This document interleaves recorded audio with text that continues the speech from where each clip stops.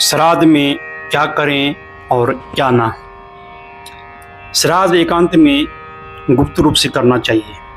पिंडदान पर दुष्ट मनुष्यों की दृष्टि पड़ने पर वह पितरों को नहीं पहुंचता। दूसरे की भूमि पर श्राद्ध नहीं करना चाहिए।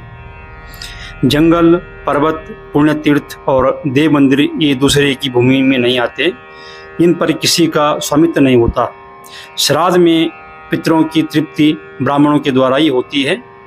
श्राद्ध के अवसर पर ब्राह्मण को निमंत्रित करना आवश्यक है। जो बिना ब्राह्मण के श्राद्ध करता है उसके घर पितर भोजन नहीं करते तथा श्राप देकर लौट जाते हैं। ब्राह्मणहीन श्राद्ध करने से मनुष्य महापापी होता है।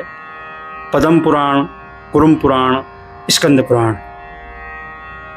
श्राद्ध के द्वारा प्रसन्न हुए पितृगण मनुष्यों को पुत्र, धन, आयु, आरोग्य, लौकिक सुख, मोक्ष आदि प्रदान करते हैं।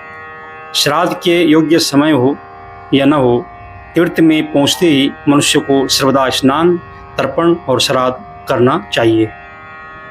शुक्ल पक्ष की अपेक्षा कृष्ण पक्ष और प्रोहान की अपेक्षा अपराह्न श्राद्ध के लिए श्रेष्ठ माना जाता है। पद्म पुराण, मनुस्मृति। सायंकाल में श्राद्ध नहीं करना चाहिए। सायंकाल का समय राक्षसी बेला नाम से प्रसिद्ध है।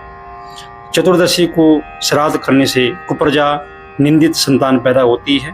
परंतु जिसके पितर युद्ध में शस्त्र से मारे गए हों वह चतुर्दशी को श्राद्ध करने से प्रसन्न होते हैं। जो चतुर्दशी को श्राद्ध करने वाला स्वयं भी युद्ध का भागी होता है। स्कंद पुराण, कुरुम पुराण और महाभारत।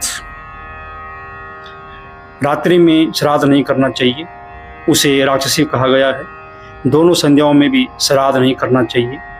दिन के 8वें भाग मुहूर्त में जब सूर्य का ताप घटने लगता है उस समय का नाम कुतप है। उसमें पितरों के लिए दिया हुआ दान अक्षय होता है।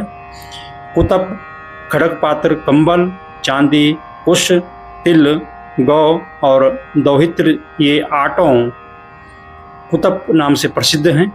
श्राद्ध में 3 वस्तुएं अत्यंत पवित्र हैं। दौहित्र, कुतपकाल तथा तिल। श्राद्ध में 3 वस्तुएं अत्यंत प्रशंसनीय हैं।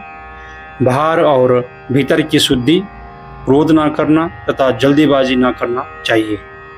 मनुस्मृति, मत्स्य पुराण, पद्म पुराण एवं विष्णु पुराण में यह वर्णित है।